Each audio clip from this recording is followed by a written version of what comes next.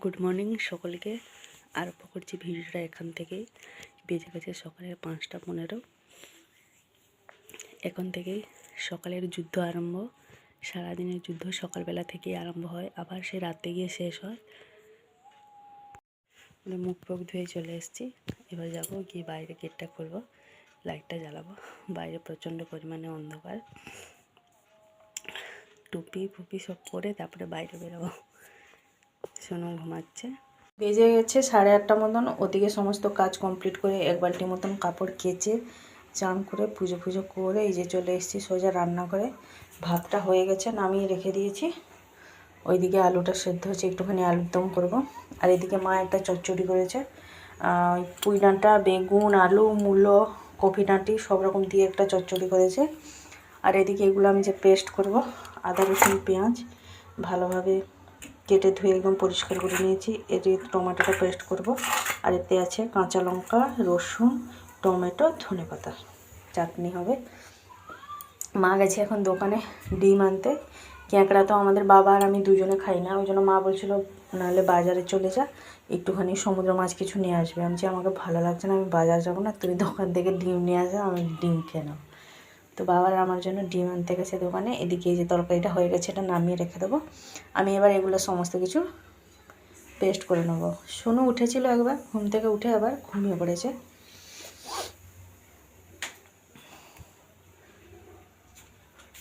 বলেছিলাম না, মানে সকালবেলার যুদ্ধ আমাদের জীবনে, মেয়েদের জীবনে ঘুম থেকে উঠেই প্রতিনিয়ত এই যুদ্ধটা হতেই থাকে। রান্নাঘরে সংসারের কাজ থেকে সকালবেলা আরম্ভ করে রাত পর্যন্ত, মানে ঘুম থেকে উঠে মশারির দড়িটা খোলা থেকে রাত্রিবেলা আবার সেই মশারির দড়িটা লাগানো পর্যন্ত আমাদের যুদ্ধ চলে।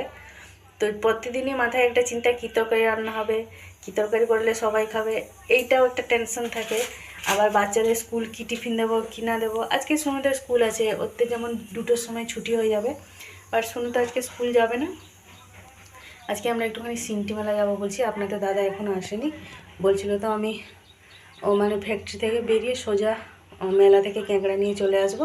তারপরে এদিকে রান্না বান্না করে খাওয়া দাওয়া করে তারপরে আমরা বেরোবো মেলা দেখতে। প্রত্যেক বছর মেলা গিয়ে আর ঘুরতে পারা যায় না, কারণ এসেই আবার রান্নাবান্নার একটা ঝামেলা থাকে। সেই জন্য তাড়াতাড়ি চলে আসতে হয়, খুব একটা ভালোভাবে ঘুরতে পারি না। সেই জন্য সোনুকে স্কুল পাঠাবো না। আর সোনু পড়তে যাবে, ম্যাডামটা আজকে বলেছে, ওই জন্য মানে সকালবেলায় পড়িয়ে দেবে। 11টা থেকে 1টা পর্যন্ত সোনু যাবে। এবারে প্রেসারে সিটি দেবে, মনে হচ্ছে আলুটা হয়ে গেছে। চন্দ্রমুখী আলু তো খুব একটা বেশি সময় লাগবে না, একটা সিটি দিলেই হয়ে যাবে। চলুন তাহলে এদিকে আমি মশলাপাতিগুলো সব বেটে নিই। প্রথমেই যে ধনেপাতা চাটনিটা করে নেবো, একটুখানি দিয়ে দিয়েছি নুন।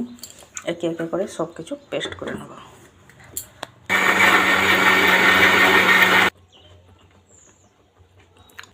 সব কিছু পেস্ট হয়ে গেছে, আদা রসুন পেঁয়াজ ধনেপাতা টমেটো। এই যে কী অবস্থা দেখুন, রান্না করে গুছাগুছি করে নিলাম। ওদিকে প্রেসার কুকারটা এই যে বসিয়ে দিয়েছি, আলুগুলো ছাড়াবো এবার। প্রত্যেকবারে আমার সাথে এই ঘটনাটা ঘটে। দেখুন যতবারই আমি প্রেসার কুকার বসাবো কিছু না কিছু একটা তো এইভাবে আমার গ্যাস চতুর্দিকে হয়ে যায়, জানেন। হচ্ছে সব আমার বাড়তি কাজ। আপনাদের সাথে কার কার সাথে এই ঘটনাগুলো ঘটে অবশ্যই আমাকে কমেন্টস করে জানাবেন তো। আর এইটার কিছু যদি উপায়ও জানা থাকে তবেও ওটাও আমাকে জানাবেন, যে প্রেসার কুকারে কি দিলে এই যে জলটা এভাবে আর বেরোবে না, সব জায়গায় ছিটকে ছুটকে আর পড়বে না। এইটাও জানা থাকলে প্লিজ আমাকে কেউ কমেন্টস করে জানাবেন তো। তো বিরক্ত লাগে তো আর বলিনি, সব বারে দেখুন আমার বাড়তি কাজ, জানেন। এই যে একদম পুরো পরিষ্কার করে নিয়েছি। এবারে আমি রান্নাটা বসাবো। প্রথমে আলুর দমটা করব। আমি আবার কি জানেন তো, হয়তো সবাই জানেন, আমি এভাবে গুছিয়ে গাছিয়ে পরিষ্কার করে একটুখানি রান্না করতে ভালোবাসি। আমি জিনিসপত্র ছড়িয়ে ছাড়িয়ে থাকলে আমাকে কি বিরক্ত লাগে না। আমি সেই জন্য আগে রান্না করে এসেই আগে গুছিয়ে নিই, তারপরে আমি রান্নাটা করি। চলুন তাহলে আলুটা ওদিক থেকে ছাড়িয়ে নিয়ে আসি, তারপরে আলুর দমটা করবো। আলুর দম রেডি, ডিম তরকারি হচ্ছে। আর মা একটুখানি যে কচু কেটে নিয়েছে, কাঁচা কাঁচুলো টক করবে কচু দিয়ে।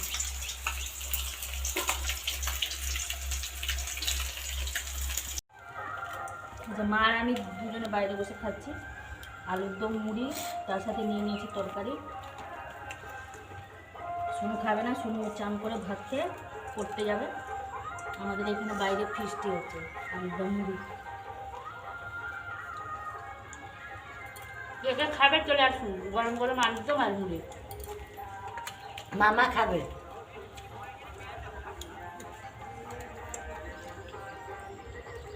আমাদের মুড়ি খাওয়া কমপ্লিট। সোনুকে এখানে এই যে চটকে দিচ্ছি, সোনু খাচ্ছে হাতে। ডিম তরকারি আর একটা টমেটো পুড়িয়ে দিয়েছি। ও খেতে খেতে আমি এদিকে এই যে দেখুন বাসনের পুরো লাট, বাসনগুলো সব মেজে নেবো। মা ওদিকে টকটা রান্না করছে। মাকে বলেছি টকটা রান্না হয়ে গেলে কড়াটা দিয়ে দিতে, সব একেবারে মেজে নেবো। এই যে আমাদের রান্না বান্না শেষ হয়ে গেছিলো। মা আবার এই যে এখানে রান্না করছে। আপনাদের দাদা চলে এসছে, নিয়ে এসছে কাটা মাছ। ক্যাঁকড়া আনেনি, আমরা যখন মেলা দেখতে যাবো তখন নিয়ে আসবো। আপনাদের দাদার আজকে একটুখানি মানে ওখান থেকে ফ্যাক্টরি থেকে বেরোতে লেট হয়ে গেছিলো, ওই জন্য বললো আমি আর মেলা যাইনি, ক্যাঁকড়া নিয়ে এলে রাত্রিবেলা রান্না হবে, সেই জন্য নিয়ে এসছে এই যে কাটা মাছ। 4 পিস মা রেখে দিয়েছে, যেহেতু আমাদের এখানে অনেকগুলো তরকারি হয়ে গেছে আজকে। ডিম আলুর তরকারি, সেই চচ্চড়ি একটা বললাম, আবার ধনে পাতা টমেটো ফমেটো দিয়ে চাটনি হয়েছে, কাঁচা তেঁতুলের টক হয়েছে, অনেক কিছু হয়ে গেছে। ওই জন্য মাকে বললাম বেশি রান্না করো নি, 4 পিস মতন মাছ রান্না করো, আর 4 পিস রেখে দিয়েছে। রাত্রিবেলা তো ক্যাঁকড়া হবে, সেই জন্য এদিকে মা এই যে মাছগুলো ভাজছে। রান্না করতে বেশি সময় লাগবে না, মশলাগুলো সব বাটাবুটি আছে, গরম জল আছে, তরকারিতে দিয়ে দেবে, তাড়াতাড়ি হয়ে যাবে। আর সোনু জাস্ট এই গেল পড়তে, তার বাপি নিয়ে গেছে, বলছে আমি 12টার সময় চলে আসবো, 1 ঘন্টা পরে গেছে। আপনাদের দাদা নিয়ে গেছে। মাছ তরকারিটা হয়ে গেলেই হয়ে যাবে। মাছের ঝাল হতে বেশি সময় লাগবে না।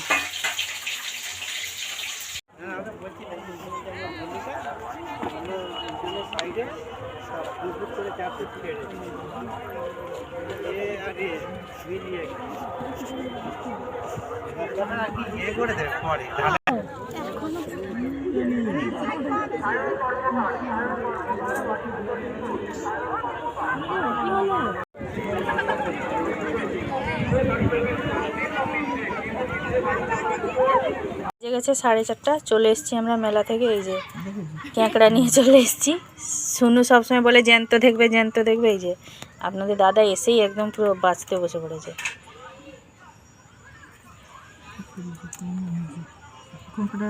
পুরো একদম সন্ধ্যের মুখোমুখি হয়ে এসছে, সন্ধ্যেটা দিয়ে দিয়েছি। ওদিকে ক্যাঁকড়া তরকারিটা রান্না হয়ে গেছে। সোনু রুটি খাবে বলে মা মনে হয় রুটি করছে। চলুন একবার দেখে আসি মা কি করছে। মা কি করছো? রুটি করছি, রুটি মা এখানে খাবে রুটি। ক্যাঁকড়া তরকারি হয়ে গেছে? হ্যাঁ, ক্যাঁকড়া তরকারি হয়ে গেছে, তাড়া দিচ্ছে, তাড়াতাড়ি ক্যাঁকড়া তরকারি রুটি। এই যে ক্যাঁকড়া তরকারি হয়ে গেছে, মা এদিকে সোনুর জন্য রুটি করছে। ক্যাঁকড়া এনে বাছা হয়ে রান্না হয়ে গেল। এদিকে এই যে এটা আছে জিলাপি, এনেছিলাম, মা খায়নি, একটা খেয়েছে। খেতে টাইম কোথায়, সত্যি খেয়ে নিতাম, টাইম কোথায়। মা একটুখানি জিলাপি খেতে ভালোবাসে। সোনু আমাদের টিভি দেখছে, ওই ঘর থেকে এই যে ক্যাঁথা নিয়ে চলে এসছে। বউ এটা কি হচ্ছে বাবা? তোমাকে দেখাওনি। তোমার শীত পাচ্ছে নাকি? লেপটা নিয়ে এলে ভালো হতো, বল মা। ওটা একটু বড় আছে বেশি। আচ্ছা, সোনু এখন কার্টুন দেখছে, এই যে ক্যাঁথা চাপা দিয়ে কার্টুন দেখছে। আমাদের পাকা বুড়ি বসে বসে টিভি দেখছে ক্যাঁথা চাপা দিয়ে। এই যে আমার পাকা বুড়ি মা। কি দেখছো বাবা কার্টুনে? Teen Titans. Teen Titans. যত শীত মনে হয় একেই মনে হয় ভারতবর্ষের। এই যে দেখুন এদিকে হচ্ছে মেলা থেকে শপিং হয়েছে আমাদের। মেলা যাব আবার কিছু কেনাকাটি করব না, এটা তো কোনো দিন হতে পারে না। আমি একটুখানি কেনাকাটি করতে ভালোবাসি। সোনুর জন্য এনেছি একটা এই যে হ্যান্ড গ্লোভস। সোনুর দুটো আছে, দেখলাম পছন্দ লাগলো নিয়ে এলাম। একটা নিয়ে এসেছি জিন্সের কোট, এখন এইটাই চলছে আমাদের ট্রেন্ডে। দেখেছিলাম অনলাইনে, ভেবেছিলাম অর্ডার মানে উইশ লিস্টে রেখেছিলাম, বাট দেখলাম যখন মেলা থেকে বিক্রি হচ্ছে তখন নিয়ে চলে এলাম। আমাকে এটা ভালো লাগলো সোনুর জন্য। একটা নিয়েছি পঞ্চু, এই যে আমাকে বলছে মা তুমি আমার পুরনো পঞ্চুটা নিয়ে নেবে, নতুন পঞ্চুটা আমি নেবো। নতুন পঞ্চুটা এনেছি একটা। আর একটা কাজের জিনিস এনেছি, জোড়া বেড কভার আছে দুটো, একদম বড় বড়, পুরো 400 টাকা জোড়া বলছিল, সেই জন্য একেবারে এক জোড়া নিয়ে নিয়েছি। সুতির একদম ভালো লাগলো আমাকে বিছানা চাদরগুলো, সেই জন্য নিয়ে নিলাম। গরমের দিনে না একটুখানি দেখবেন এই সুতির চাদরগুলো বিছানায় পাতা থাকলে খুব খুব ভালো লাগে, সেই জন্য ওই জন্য নিয়ে নিয়েছি। এখন হচ্ছে শুনুন খাবে মনে হয়, দেখি।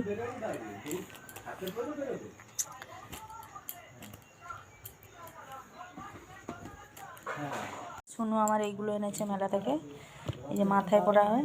কীরকম পরা হয় বাবা আমি জানি না, কীরকম লাইটও জ্বলে তাও জানি না। এখানে কোথাও একটা টিপ ছিল, এই চলে আসে, কত রকম লাইট জ্বলে আমাকে দেখাচ্ছিল। ওর অনেক দিনের ইচ্ছা ছিল এরকম একটা নেবে, যেহেতু আজকে বিক্রি হচ্ছিল আমার চোখেই পড়লো। আমি বলছি থাকুক একটা এনে দিই। আর এই যে একটা চশমা নিয়েছে।